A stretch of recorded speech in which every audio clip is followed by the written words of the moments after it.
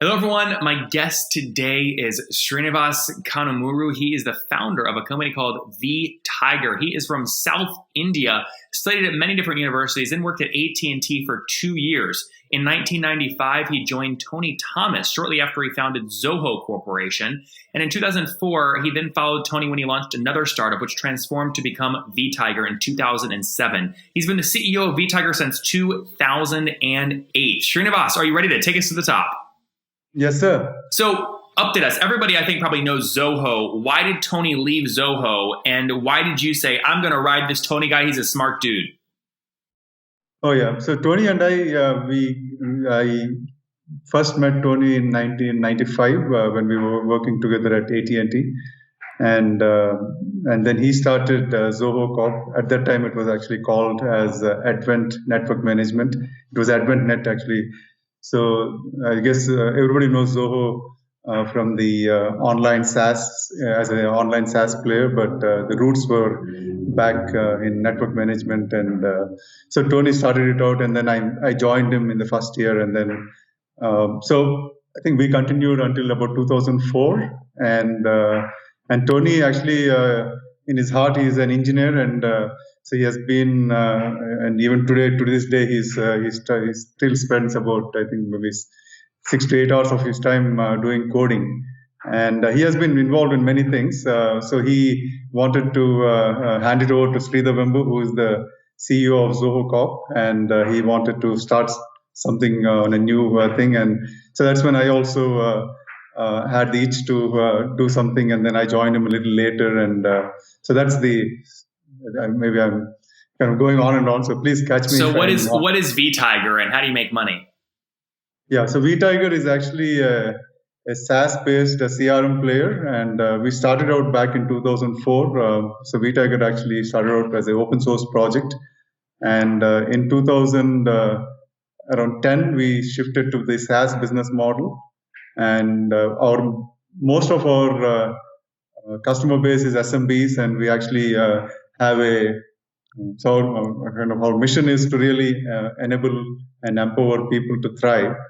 And when we say people, we are kind of more focused on the front office players in businesses, and within SMBs, the people who are working with customers, from marketing to sales to support. And we are very much focused on those three functions and trying to see how we can really make their basically work more exciting and make it more interesting for them, and provide something in terms of data and other things. So Sreenivas, what's the average customer, would you say, paying you per month now? We have about $100 per user. Okay. And $100 per customer, I would say. Say that again? $100 per customer. Yep, $100 per customer. And they can sign up monthly, or do they have to do annual? They can do monthly, and we also have an annual plan. Okay. And then you just gave us some of the backstory, and forgive me, you said 2004 or 2014 was your start date?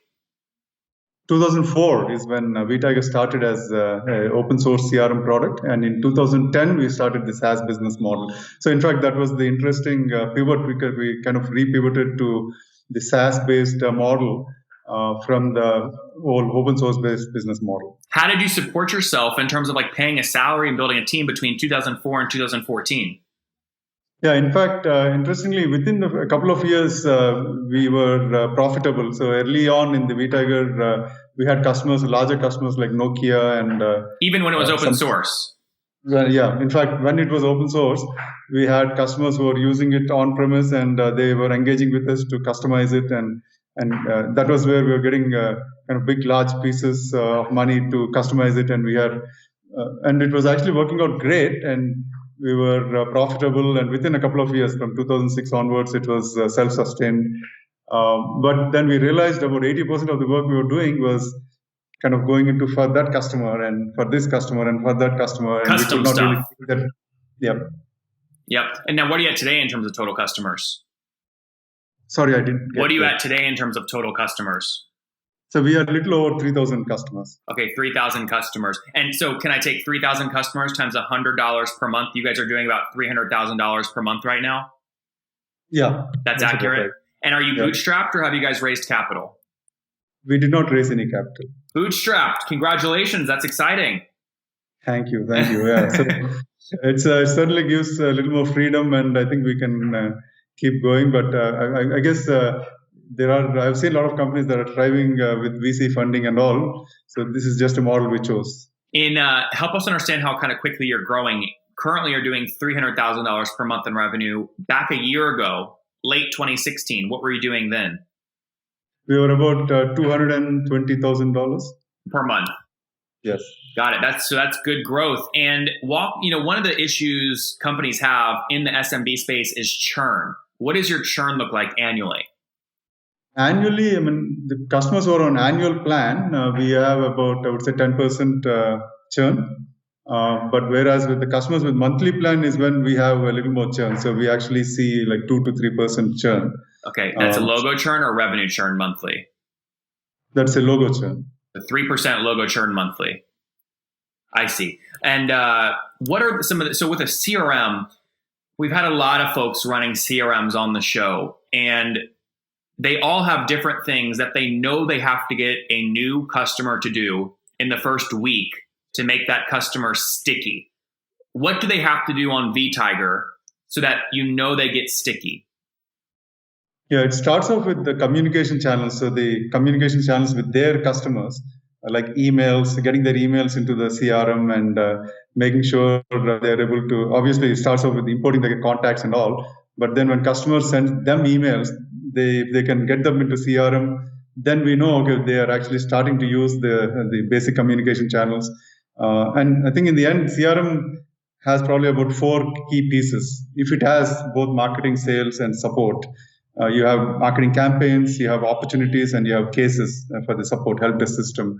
So if you can really get the emails going, then we have the other things taken care of. And there are other things like appointment pages. So if a salesperson is using a CRM, most of the time, one of the key things is to make sure salesperson's calendar and the meetings are all in the CRM.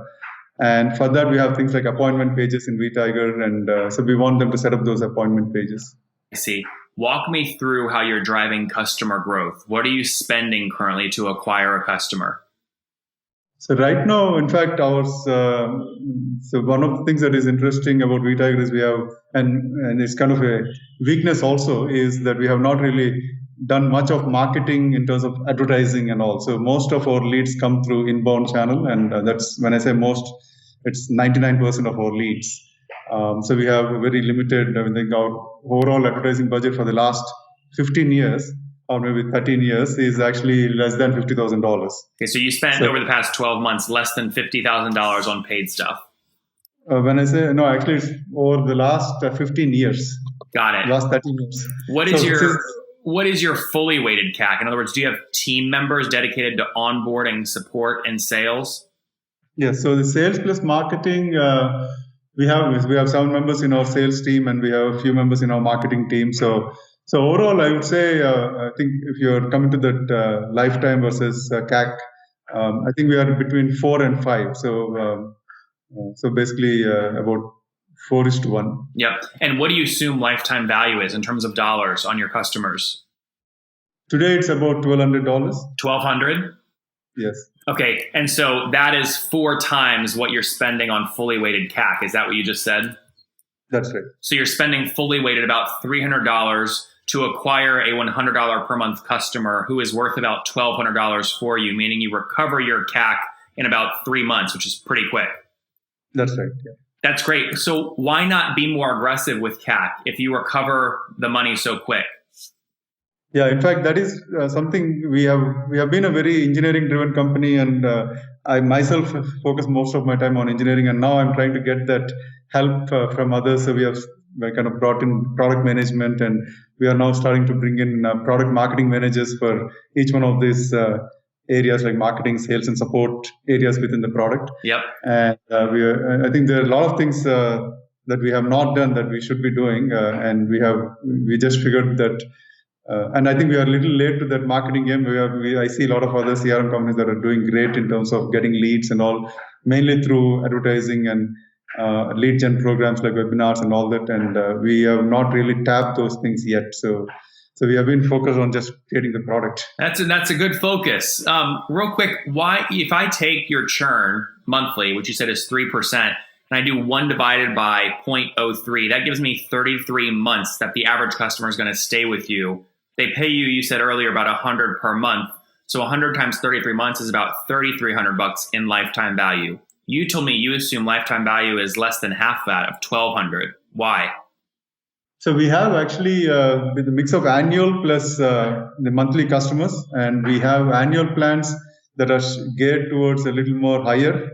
So in fact, more recently we are seeing larger customers coming into play, and we have the average size of the customer is actually growing. So when I actually mentioned that the 2 to 3%, so in fact, so the churn could be a little more than 3%. I think it's maybe 3 to 4% monthly. So I think the overall lifetime value, we are actually seeing that growing with larger customers coming now. So that number is a little closer to the 2000 thing, I think, if you look at customers that have come in the last 1 year. No, but my question is, the arguments you just laid out would argue for a higher lifetime value. Like currently, even with 4% monthly churn, that means the average customer stays with you for 25 months at $100 a month. That's $2,500 in lifetime value. You told me, though, a few minutes ago, you assume lifetime value is $1,200. Why do you assume it's so little? With the lifetime value, we are actually looking at specifically the monthly customers that I mentioned. So those I see the 3% is what I can see is for monthly customers, monthly plans, I'm seeing that it is actually 3%. So we do see, I think, a very high churn when it comes to monthly. It's much higher than 3%? No. 3% is what we see for monthly. Okay, yeah. If you have 3% monthly churn, though, and you divide 1 divided by 0.03, that gives you almost a 33 month. Yeah. Times 100 gives you $3,300 in lifetime value. But you told me it's $1,200. I'm trying to figure out why there's that gap. Do you multiply that $3,300 times your gross margin to get a gross margin LTV? No. So I need to run the numbers again. So I feel there is probably a difference in the annual and the monthly plans. So okay. I need to run that again. Well, hey, the good news is you're conservative. At least you're not saying your LTV is way higher than what it actually is. You'd rather be too low, right? So that's a good thing. What's your team size today? We are 100 plus, about 102. 102 people. And where are you guys all based? So almost all of them in Bangalore, and we have one person in San Francisco. Bangalore, very good. All right, let's wrap up here, Sreenivas, with the famous 5. Number 1, what's your favorite business book? I like The Cathedral and the Bazaar by Eric Raymond. He's actually more of a software book. What is it again? Cathedral and the Bazaar. Okay. By Eric Raymond. What was the first word? The Cathedral, sorry. Oh, The Cathedral and the Bazaar. And in terms of business book, I like the 4 disciplines of execution. That's nice. Number 2, is there a CEO you're following or studying? Not one in particular, but I've recently heard the Patagonia CEO, so Yves Chenard. So that I certainly like some of his things, but I don't follow one CEO in particular. Number 3, besides your own, is there a favorite online tool you have?